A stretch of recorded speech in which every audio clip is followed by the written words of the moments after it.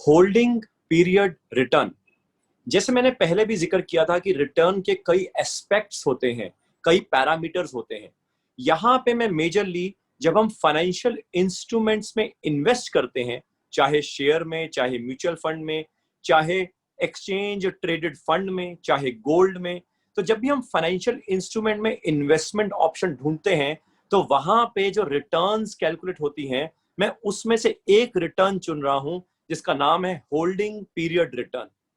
Holding period return का मतलब है कि जिस दिन आपने इन्वेस्ट किया था से लेके अब तक, या तो अब तक अगर आप उस इन्वेस्टमेंट को अभी भी होल्ड कर रहे हैं, या जब तक आपने उसको होल्ड किया और बेच दिया, तब तक उस इन्वेस्टमेंट क्लास में कितना रिटर्न आया या उस इन्वेस्टमेंट एसेट में कितना रिटर्न आया।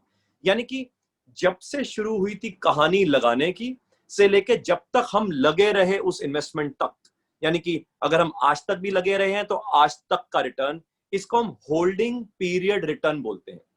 जैसे से फॉर एग्जांपल, अगर किसी ने 1 सितंबर 2018 में समझो 100 रुपीज लगाए, क्या फर्क पड़ता है?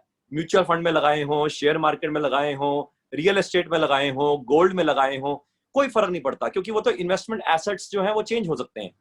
100 रुपीज अगर किसी ने लगाए हो 1 सितंबर 2018 में, और समझो 31 अगस्त 2020 तक अगर उसने रिटर्न निकालना है, और समझो कि रिटर्न आया है, उस जमाने में लगाया था 100 रुपीज, आज उसकी वैल्यू होगी 150 रुपीज, यानी कि 50% का रिटर्न आया है।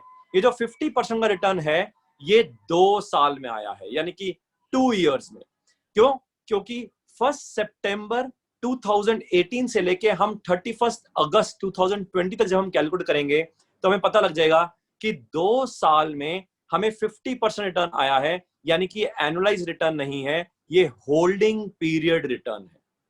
इसी होल्डिंग पीरियड रिटर्न को हम एब्सोल्यूट रिटर्न भी बोलते हैं। बट ऑब्वियस आपके मन में सवाल आ रहा होगा, अगर ये एग्जैक्टली 2 इयर्स ना होता तो? सिंपल है, हमें कोई फर्क नहीं पड़ता ये 2 इयर्स है या 2 डेज है, ये 24 मंथ्स है या 18 मंथ्स है, कोई फर्क नहीं पड़ता, क्योंकि पॉइंट है जब से लेके जब तक लगाया था उस जमाने के लिए कितना रिटर्न आया। समझो आप बोलेंगे 1 जनवरी 2008 में लगाया, कोई बात नहीं, 1 जनवरी 2008 में जो लगाया से लेके अब तक, यानी कि 31 अगस्त 2020 तक जो भी रिटर्न आया, हम उसको एब्सोल्यूट रिटर्न या होल्डिंग पीरियड रिटर्न कहेंगे।